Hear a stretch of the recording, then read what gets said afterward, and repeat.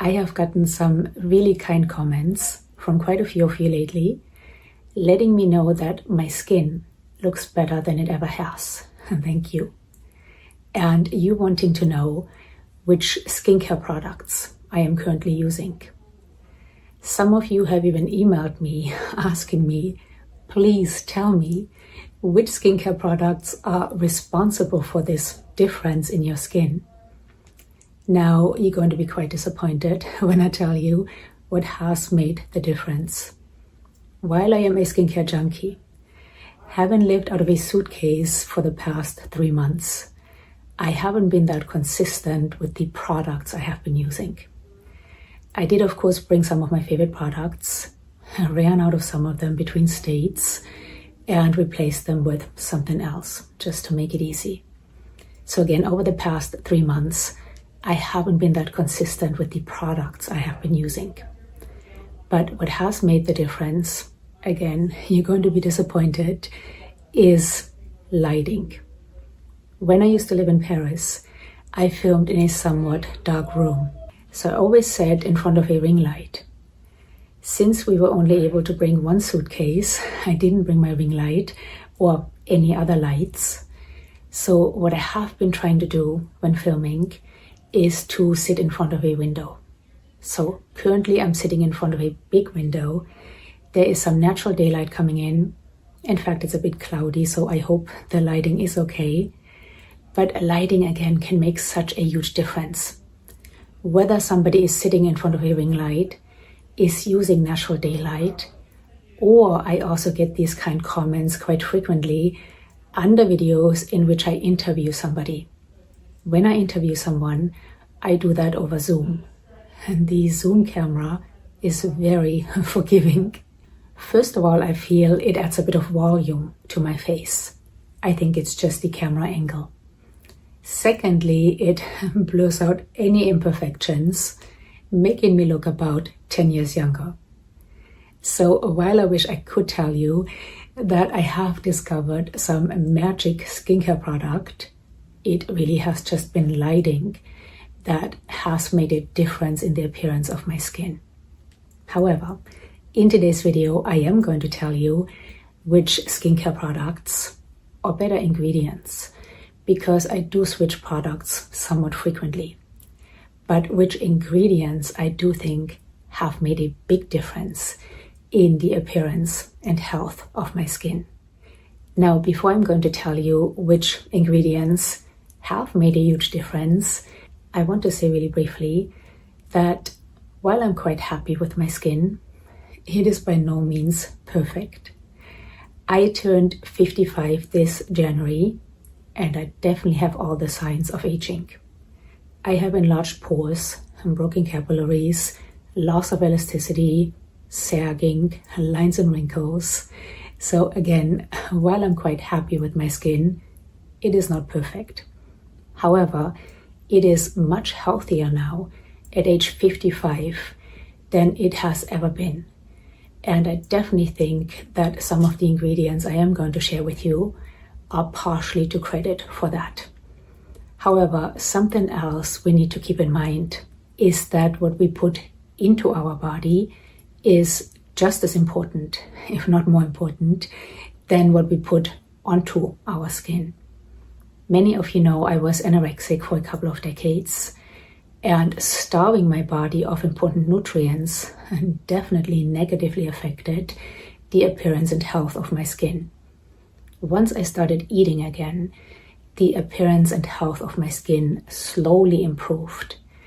But it wasn't until I cut out foods that were inflammatory to me, such as dairy, for example, and focused on getting all the building blocks my body needs to make healthy connective tissue, that my skin truly became healthy. Now, if you want me to make a whole separate video on this, I would be happy to. Just let me know in the comments. But I do think it is important to remember that what we put into our body has a big impact on the appearance of our skin. Okay, with that said, let's talk about the ingredients I think have made a big difference in the health and appearance of my skin. And I am going to start with the most important ones first, the ones that have made the biggest difference, to spare you the suspense. The number one ingredient or product that has made a huge difference is sunscreen. Now, I know we hear this all the time, and sunscreen is not necessarily the most exciting skincare product, but it is arguably the most important.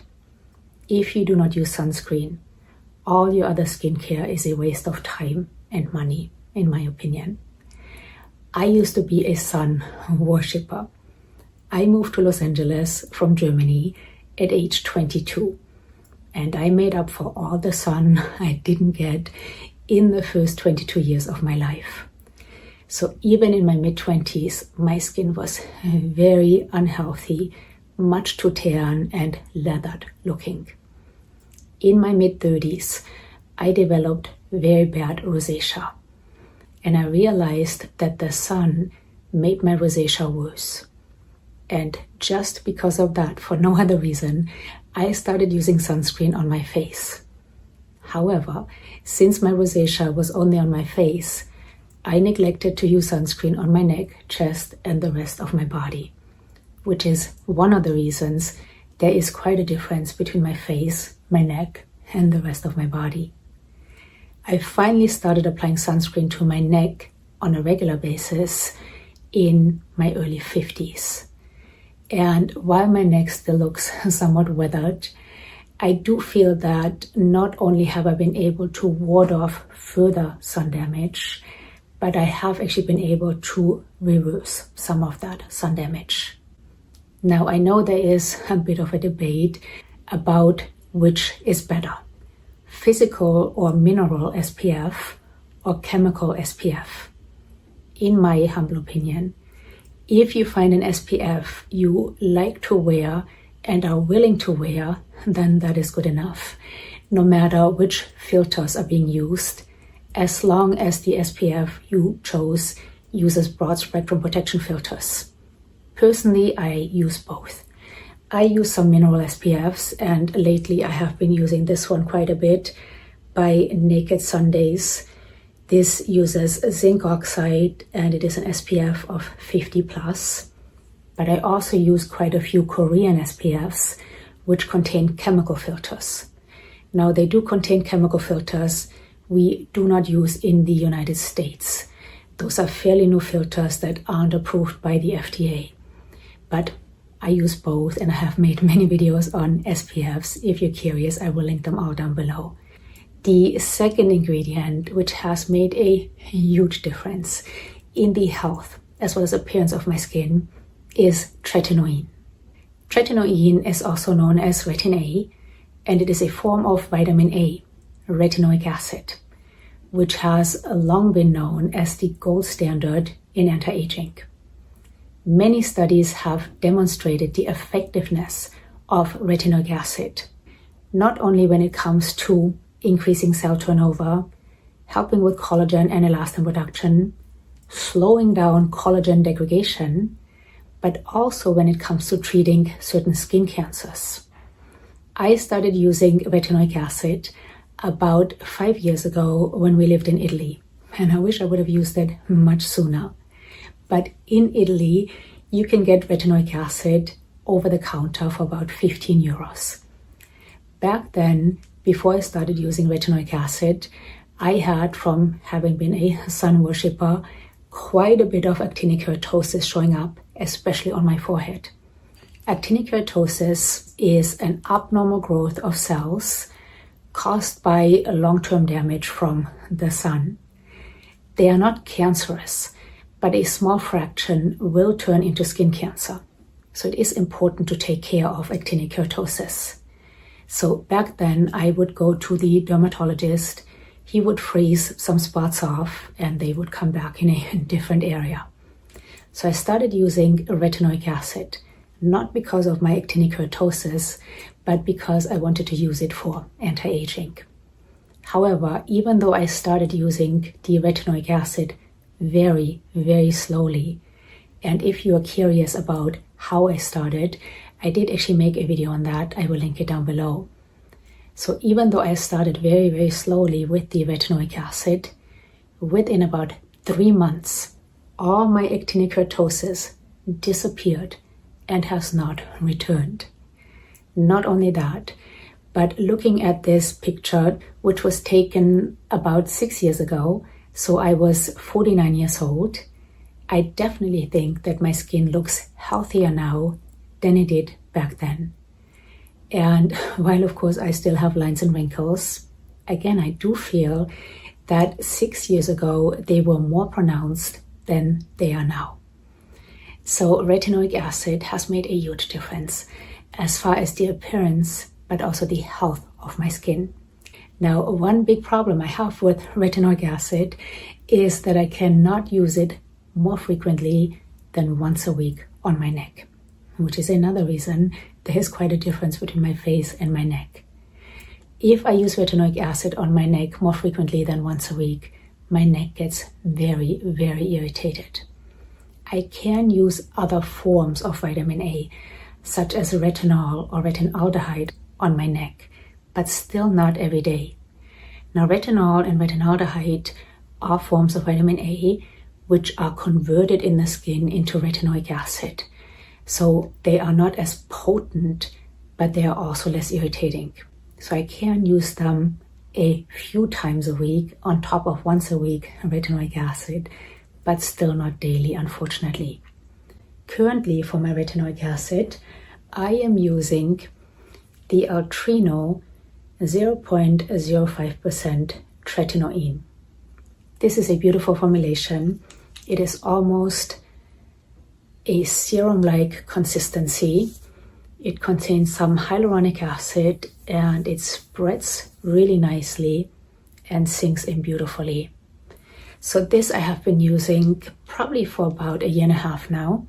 Before using Altrino, I just used some generic retinoic acid from Italy, which worked wonders as well. And being back in the United States, I'm quite curious about Agency, which is a company that sends retinoic acid to your home in different percentages. So this one is 0.05%. I started with 0.05%. I have never gone higher. But with Agency, you can kind of customize your percentage, which I think is neat. However, I've never tried it. I am curious about it. So if any of you are using Agency, please share your experience with them down below. So retinoic acid, along with sunscreen, are my desert island ingredients, the ones I don't ever want to be without, and the ones I have seen the biggest difference with. However, another ingredient, or really group of ingredients, I have seen a huge difference with is alpha hydroxy acids. Alpha hydroxy acids, such as glycolic acid or lactic acid, help exfoliate the outer layer of our skin, allowing fresh skin cells to come to the surface, therefore making our skin look healthier and more glowy. But alpha hydroxy acids may also promote increased gene expression of collagen and hyaluronic acid in the dermis and epidermis, which in turn improves plumpness and hydration of the skin. When I first started using alpha hydroxy acids, I started with lactic acid. Lactic acid has a bigger molecule than glycolic acid, so it doesn't penetrate as deeply and is therefore less irritating than glycolic acid can be. Once my skin got used to lactic acid, I started incorporating some glycolic acid. So currently I am using the Skin Better Science. These are the Alpha Red exfoliating peel pads. These are beautiful. They contain glycolic acid, lactic acid, and also salicylic acid. I use these twice a week. So again, these are beautiful, but there are many great alpha hydroxy acid products on the market at a fraction of the cost of this. And talking about peels, I have done some buffered TCA peels, which I did make videos on. I will link those down below.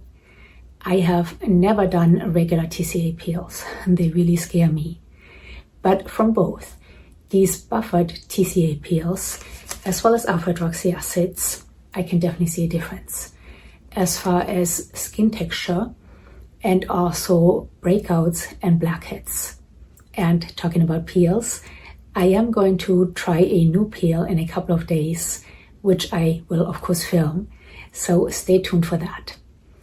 Now let's talk about ingredients I feel definitely make a difference, but the visible difference from those ingredients is not quite as extreme as from the 3 I just mentioned. Now, for the most part, when I look at ingredients, what I look for is ingredients that are backed by science. One of those ingredients is topical estrogen. I actually made a whole video on estrogen for the face and the studies behind it. And those studies were quite promising. They showed that either 0.1% estradiol or 3% estriol applied topically for an extended period of time showed a significant increase in epidermal thickness and a reduction in lines and wrinkles. One of those studies actually showed that topical estrogen combined with glycolic acid led to an even greater improvement in epidermal thickness. Now, I am on HRT, but I did come across a study showing that even women who are on HRT can still benefit from applying estrogen to their face. So that study got me curious, and I started using estrogen on my face, neck, and chest as well. And for the last year or so, I have been using this right here by My Alloy, and this contains 3% estriol. Now, while I really enjoy using this, I find it quite soothing. I can't tell you that I see a huge difference from using this. But again, topical estrogen falls under the category of ingredients I believe in, especially since they are backed by science, but I can't necessarily see a visible difference from, at least not as extreme as from retinoic acid, sunscreen, and alpha hydroxy acids. But because these studies I looked at make sense to me, this is something I am going to continue using. Another group of ingredients that falls into that category of I believe in them, they have some science backing them up, but I can't necessarily see a visible difference from them, are growth factors and peptides. Both topical growth factors as well as some topical peptides have some promising studies behind them, which is why I try to use either one or the other, usually in my evening skincare routine. I have tried quite a few different growth factor serums as well as peptide serums, and for the most part, and there have been some I didn't like, but for the most part, I found them very soothing, healing, and even anti-inflammatory. And that's important because inflammation equals aging. Now, currently I'm not using a growth factor serum. I just finished up the Colorsome Multi-Action Cream, which is nice, but my favorite growth factor serum is still the Neogenesis Recovery Serum, which I used for years and at some point will get back to. But currently I'm not using a growth factor serum, but I am trying a peptide serum by Elastin. This one I haven't used long enough to tell you whether it makes a difference or not, but like most peptide serums or growth factor serums I have used, I do find this quite hydrating and soothing. So peptides and growth factors are definitely ingredients I want to have in my skincare routine, even though they don't make as drastic of a difference as the first 3 ingredients I mentioned in this video. And then lastly, another group of ingredients that falls into that category is antioxidants such as vitamin C. Like with the previously mentioned ingredients, there are some very promising studies demonstrating the beneficial effects of topical antioxidants, especially vitamin C. Vitamin C does not only help protect us from oxidative damage caused by pollution and UV radiation, it can actually help make our sunscreen more effective, and vitamin C is crucial for collagen production. Now, most studies have been done on ascorbic acid. My skin can be somewhat sensitive to ascorbic acid, which is why I often use vitamin C derivatives, such as tetrahexyldecyl ascorbate. However, currently I am trying this serum right here by Zeo Skin Health, and this does contain, I believe, 10% ascorbic acid, as well as tetrahexyldecyl ascorbate. And so far my skin is fine with this. So vitamin C is another ingredient, or antioxidants. I think vitamin C combined with other antioxidants is another group of ingredients I definitely think is very beneficial to have in my skincare routine. And then currently I'm also trying some newer skincare ingredients, such as senolytics, NAD precursors, and DNA repair enzymes. I haven't used any of them long enough to tell you that they indeed make a difference, but it will be interesting to see. So I hope this video was helpful. Please keep in mind that these are ingredients or products that work well for me, but we are all different. So please find what works for you. And if you have found something, a product or ingredient that has made a big difference in the appearance and health of your skin, please share down below. If you have found something that has done the opposite, please share it down below. And of course, any questions or comments, share them down below. I always love to hear from you.